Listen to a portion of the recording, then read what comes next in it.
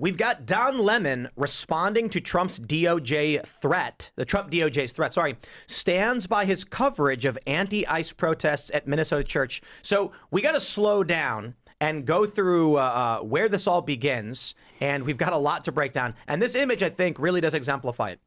A group of leftist extremists stormed into a church, disrupting mass and freaking a lot of people out. This photo's gone particularly viral of a scared and crying child with his parents. This is a crime, in fact, and a lot of people are calling for Don Lemon to face charges. Now, appearing on the Benny Johnson show earlier today, Harmeet Dillon confirmed they're pursuing charges and that Don Lemon has no excuse. So to set this up, after tons of people on the right said he should be charged, Don Lemon, all these leftists, but also Don Lemon, Lemon came out and said, I followed a group in and I did journalism. Well, here's what Harmeet Dillon had to say. We will pursue charges in this case. I see various crimes that have occurred. Exactly what they are, I'm not going to flag, but the FACE Act has been mentioned as one of the predicates there. In other cases, the Biden DOJ used the Klan Act conspiracy charges tacked on to the FACE Act in the case of protests outside abortion clinics to bring much longer sentences. So there are a number of tools available to us. Who funded this? What else? What other crimes may have occurred? Was there a use of the wires or the mails in preparing for this event? Did anyone cross state lines to do this? Definitely. All of those are potential predicates for additional federal charges. Now, she goes on later. Let me see if I can jump to the part where she gets to Don Lemon specifically, which is where it gets interesting. Because initially it's like, okay, she's just saying all of them and he's wrapped up in this. And then let me see if I want to scroll. I should get the timestamps. There we go. Identified. Don Lemon himself has come out and said he knew exactly what was going to happen inside that facility. He went into the facility and then he began, quote unquote, committing journalism. And as if that's sort of a shield from being an embedded part of a criminal conspiracy. It isn't. And so, we're getting our ducks in a row. We're putting the facts together. And this is a very serious matter. Following this, we've got a little bit more to add on to the issue as well. Let me see if I have the tweet pulled up. Here we go. This is what Don Lemon said. Venice.ai.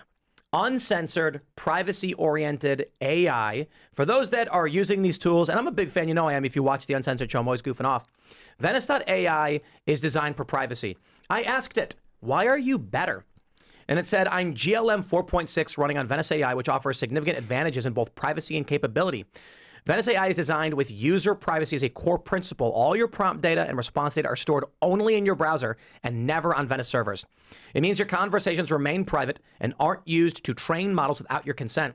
The platform is also uncensored, meaning it doesn't filter or restrict your interactions based on content policies. Now, here's where it gets interesting. If you get the Venice AI Pro, go to venice.ai/Tim, you get 20% off. You can generate images without any restriction. You get PDF uploads for summaries or insights, the ability to turn off safe mode, the ability to change how it interacts with you by modifying the system prompt, limitless text, and high image limits. Super cool. I use these chats all the time, and the mainstream ones, the leading brands, they lie to you all the time. And I'm not saying Venice is perfect and gets everything right all the time, but it's really annoying when I say, hey, I want an image of Donald Trump on a skateboard, and it goes, we will not make an image of a political person because that's offensive. And like, what if I want a picture of Elizabeth Warren as like Pocahontas? I won't do it. But Venice AI will pretty much do anything. So check it out, venice.ai/Tim, 20% off. Shout out, thanks for sponsoring the show. In a stream before going in that people are saying is incriminating.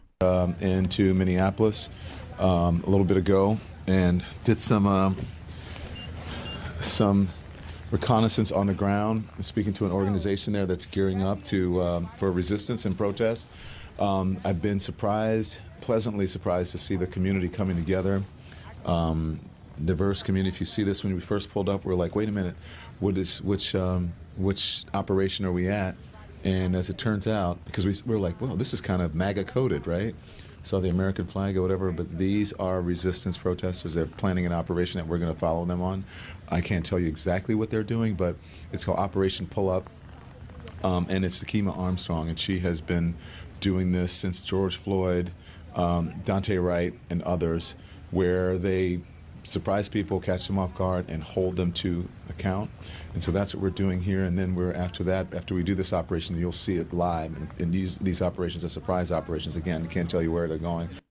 So that was what he said in the beginning of the stream. He's now responded. Let's pull up his response. Don Lemon stands by his reporting, quote, "It's notable that I've been cast as the face of a protest I was covering as a journalist, especially since I wasn't the only reporter there. That framing is telling.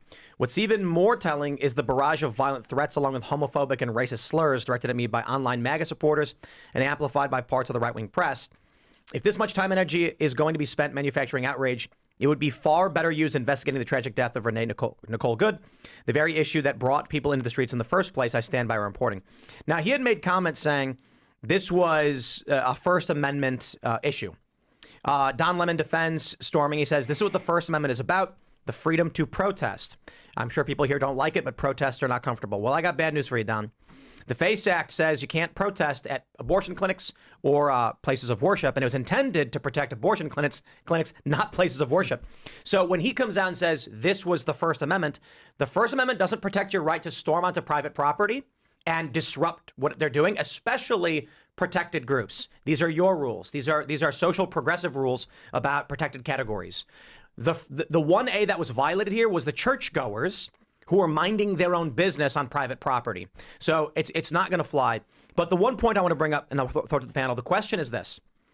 Simply put, I'll give you a handful of scenarios. There's a bank robbery about to take place. And a guy says on camera, "Hey, these guys I just met are going to rob a bank. I'm going to go with them and film what they're doing as they do it." Okay, will that person be criminally charged after the bank robbery? Absolutely. There's no question. He's going to go in. They're going to say you had advanced knowledge of a crime that was being committed. You sought to benefit yourself off it through filming whatever you were doing. That's insane. Now, if the same guy in a different scenario said, "I know a bunch of people are going to go obstruct a roadway. They're going to stand in an intersection and link arms together," would that guy be charged? No, it's civil disobedience. The issue is not whether or not you had foreknowledge of a crime. It's the degree of the crime.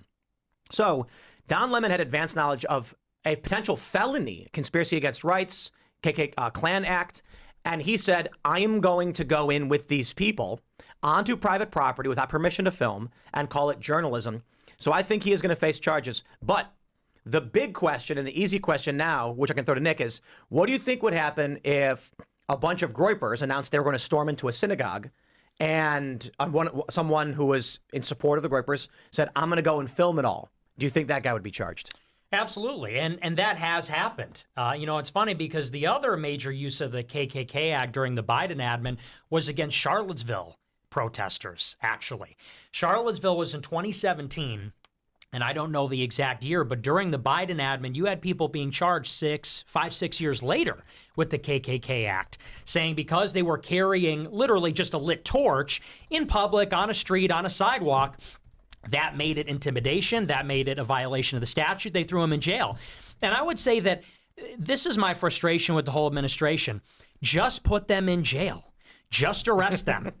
Because when Biden was president and January 6th happened and they locked people up for Charlottesville, they didn't have Merrick Garland going on Rachel Maddow and saying, "Well, there's a predicate and here's how we're going to justify it and blah, blah, blah." They did shock and awe. That was literally the phraseology they used. Shock and awe. We're coming in the middle of the night to the e-celebs, the influencers, and we're going to throw the book at them. And this administration, there's not like one person that's been charged in the riots, in the Obama admin, Fauci, a lot of announcements about this, that, and the other. No accountability. So I say you got to just start throwing these people in jail or you'll get more of it.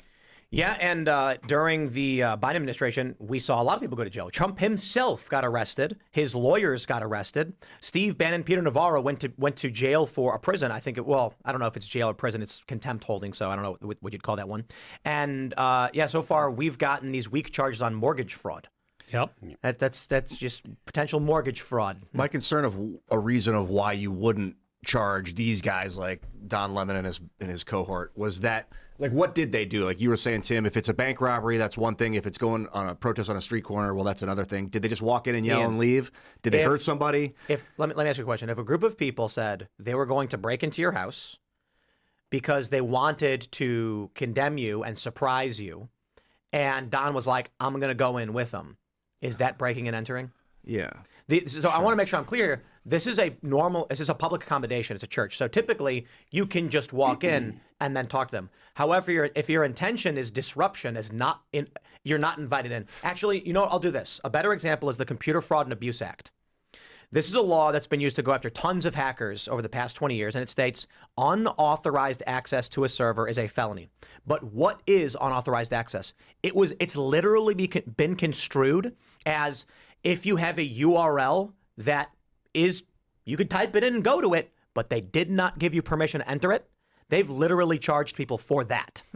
So I know it's online, but the general idea is just because it's a public accommodation you can normally walk into doesn't mean you can walk in with the intention of shutting it down, filming, not getting permission, all of these things. Understood it. It's a crime what they did. I just don't want to see people get overcharged. Well, that's my concern is that then the other side or whatever will be like, well, they're political prisoner now, and then they have a sign with Don Lemon's face on it. And it's like, oh my God. The people who stormed in unquestionably committed a crime. This is private property, and again, progressive rules. This is a protected class. They're in a place of worship, exercising their First Amendment rights to exercise the religion as they see fit on private property with open doors. And these people said, we're going to go in, shut it down, and scream at them. Don Lemon says, I know about this in advance. I'm going to go with them. And we all know that he has sympathies and he agrees with them. That being said, I think they should face the more serious charges under the FACE Act with conspiracy against rights. I think Don Lemon should get a slap on the wrist. I'm not going to sit here and say like Don Lemon should go to prison for 20 years or anything crazy like that. I think he should get a desk appearance ticket and be like, you committed a crime. He should go before a judge. They should say, Mr. Lemon, if you ever have advanced knowledge of potential felonies, I advise you not to follow them in the building. You're going to be under 6 months of court supervision. Thank you and have a nice day. I just put a tweet into the Slack. There's a video of Don Lemon saying it's uncomfortable and traumatic, but that's what protesting is about. If the intent is to intimidate people, which is what he's trying to do by saying uncomfortable and traumatic, but he's committing a crime. Don't make me defend Don Lemon, bro. I'm not making you defend him. He's talking about what they are doing, and I agree that I think I somewhat agree with Ian. You don't want to go crazy and create martyrs and rally people. Don Lemon did something wrong, but he's not an organizer. He's just he's an activist who sympathizes, and he filmed it. But so he should go before a judge, and the judge should be like, one more time, and we're locking you up, 6 months court supervision. But to your point about creating martyrs, like they're going to create a martyr out of him anyways. They're going to treat this as if the left is going to treat this as if it's some massive attack on the First Amendment. Of course, that's what they do. But are you really suggesting you think like Don Lemon should get felony charges and face more than a year in prison for? I don't know that he should get felony charges, but I do think that he should be charged, and I don't know that a desk, just a court supervision usually for first offenses. On things like something this. Like that? Because the FACE Act's a misdemeanor. Okay. So, look, for the people who stormed in, no, I think they should 6 months minimum, maybe longer. It's always wild to me that the criminal justice system wants to put people in prison for a year, 2 years for things like driving on a suspended license, a year in jail. Part of the reason why I think that they should throw the book at him, though, is because it will actually set precedent that the administration is going to come down. Right now, the administration has a very bad track record so far. People are very upset because there's so many people, like to Nick's point, there's so many people that they were expecting to get arrested. Whether or not there was justification, there's a lot of people that are like, we expected this, we expected that. They should be doing whatever they can to throw the book at them. And I'm not saying they should overcharge them. I'm not saying they should create charges. But whatever they've done, whatever they're found guilty for, they should throw the book at them. Yeah. Go ahead. No, I was just saying, I don't even think we're setting a new precedent. I think we're just continuing the Biden era precedent, which is, again, you have to make examples out of these people because, like, the timeline we're heading down right now is really grim. It's really grim stuff. And these leftists, like, if you can put away a few people, like, on the fringes, that's not enough. You need to send a message to these people that, like, no, look, we are going to break you enough. I'll give you all this, and I'm curious what you think about it. Mm-hmm. Don Lemon, during J6, said they're terrorist insurrectionists that should be locked up. He drew no distinction between Steve Baker and there was another journalist, literally from a local news outlet in the South. He had his big corporate camera, those old school SDI ridiculous things, and it was him and like two other journalists, Steve Baker and two other journalists, this one guy, they all got charged. Don Lemon never came out and said, hey guys, hold on, some of these people are journalists, as far as I know. And if he did, correct me if I'm wrong, I looked for it. I asked our AI friends to try and double check for it. I've seen nothing notable from him in that regard. if his attitude towards the J6ers are everybody who wins the same, there's no distinction of the people who weren't at the riot and walked in or the journalists who were there, they shouldn't have been pardoned, they should have been charged, then I say, okay, Don, I'll see you in prison. Yeah, no, I totally agree. And it's not even just a message to him, but to the entire left wing. Yes. And you're so right.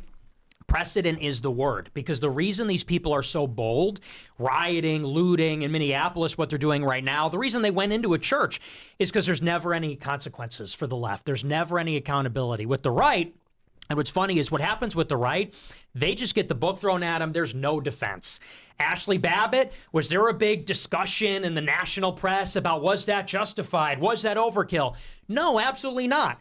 But the left knows they get away with literally murder and every other thing. So I think you got to crush them. You got to make an example out of them. And then the next time people think twice and say, I don't know, should we storm the church? We might go to jail like those other people. And to your point, like, I think the fact that this is a church matters as well, because it is doing, the left does want to intimidate people that are Christians. Yeah. They do want to, and this is coming from a guy that's agnostic, right? Generally, I mean, I was raised Catholic, but I'm generally kind of an agnostic guy.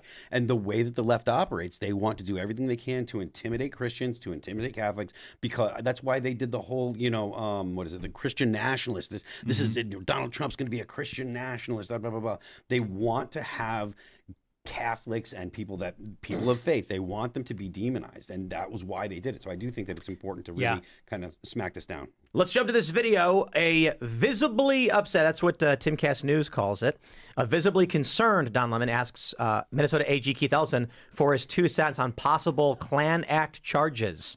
I would just like to stress for the dawn of this news segment the sheer irony that everyone has pointed out of Don Lemon being a gay black man facing charges on MLK Jr. Day for violating the Klan Act. This is beyond sitcom level writing. I have no words, but Musk here's is right the clip. that the funniest outcome is the one. I don't even know what's going on these days. Can you talk to us about, now, DL was joking about it, saying he's never been on next to a Klansman, but what is this KKK Act? It's a Klansman.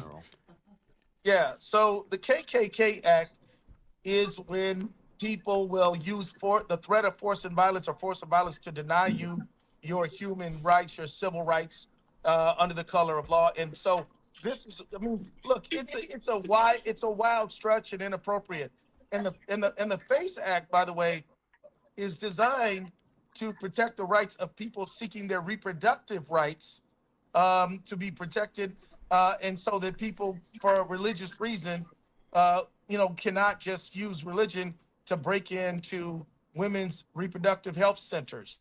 So correct me if I'm wrong. My understanding is that when they wanted to pass the FACE Act, it was to stop people protesting abortion clinics. But that's a one-sided political debate. So they said, and places of worship, which wasn't really happening. That's my understanding of it. I could be wrong. I don't know if you guys have heard something similar. Says, the FACE Act, or Freedom of Access to Clinical Entrances Act of 1994, is a federal law signed by President Bill Clinton that protects access to reproductive health care facilities and places of religious worship. It prohibits the use of force, threats of force, physical obstruction, or property damage to interfere with individuals making or seeking, providing reproductive health services, or exercising their First Amendment right to religious freedom. This is a slam dunk. I know. Yeah. The thing you see with a video like this is I don't know why he added under the color of law to that. Maybe I'm just misunderstanding what he's trying to say. But the left, as I think you were pointing out just in the previous segment, we know this. They're going to say whatever they have to say to justify what they're doing. That's it. So if Don Lemon could shoot a guy on Fifth Avenue and they'd say it was self-defense, even if he screamed out, "This is not self-defense, I'm going to shoot a man for no reason." They'd be like, well, he was scared. And then when it comes to, say, Jonathan Ross, the ICE agent, he absolutely was not struck by the vehicle. He had no fear. And then when you get two officials and the DHS saying, he had internal bleeding, they go, so he didn't get run over. Yeah. It's like, right. They will say whatever they have to say to make it work. Even when they now know he was hit, but it wasn't bad. Soon they're going to say it was good that he was hit. In fact, a lot of them are saying it now. They're saying they wish he got hit harder. I mean, that's why it would be so beautiful to throw the Klan Act back in their face, throw the FACE Act back in their face. Especially, I know we're running out of time here. The office might be closed, but, if we can get a gay black guy charged on MLK Day with the Klan Act, I mean, it'd be, a really beautiful, poetic thing. But, yeah, I mean, this is what you have to do is the left is, literally, they ran the show for the last 6 years, and the Republicans were literally just the managed decline party. So, again, utilizing these ridiculous laws that they got across the finish line, and again throwing it back in their face, there's a demoralizing effect I think that has on leftists. So I was just watching. Have you guys seen the show 11/22/63 on Netflix? No. It's based on a Stephen King novel. It's like the weirdest show. It's entertaining, but a guy is at a diner, and the guy who owns the diner is like, "My closet is a portal to 1960," and he's like, "Okay." And then they go back to 1960, and the guy's like, "You got to stop Kennedy from getting assassinated," and he's like, "Why?" And he's like, "Because then my friends wouldn't have died in Vietnam." And he's like, "All right, I guess." So then he just lives in 1960 for the next few years, and then everything goes wrong, nothing works, blah, blah, blah. You get a time travel story. And I'm just sitting here thinking, like, when I hear this, and you're mentioning a poetic victory of getting a guy charged, a black gay guy charged with the Klan Act on MLK Day, I'm like, he should have went back in time to 1960 and said, "This is what you're about to do," and show the news. And I'm just imagining, like, I guess I'm only bringing it up because I watched the show, but imagine what it would be like if you went back to the Civil Rights Act era and said, "In the future, this is the world you are creating." And they're going to be like, "Well, you're all a bunch of retards." That makes the application of law is going to be retarded. Literally, They'd probably support it more. They'd be like, the KKK laws about arresting black people. Dude, you would just, I like it. You would show them, like, when they're about to, like, sign the Hart-Celler Act, and you show them a Costco, they'd be like, blow it all up. Get rid of it. This is terrible. I mean, worse still, there's that video of the crying World War II veteran. Did you guys see this one? Where he's like, "This is not what we fought for." Yeah, literally. like- He's a British guy, right? Was he British? I think it was, but I don't know. Oh, well, the one in Britain, and then the hosts were like trying to gaslight him. They were like, "Yeah, we'll do our best to like live up to what you were fighting for," and he's just sitting there, just like confused and angry. Yeah, Well, Seamus had one of the best videos from Freedom Tunes where the woke leftists use a time machine to bring World War II veterans to the future to help them fight the Nazis.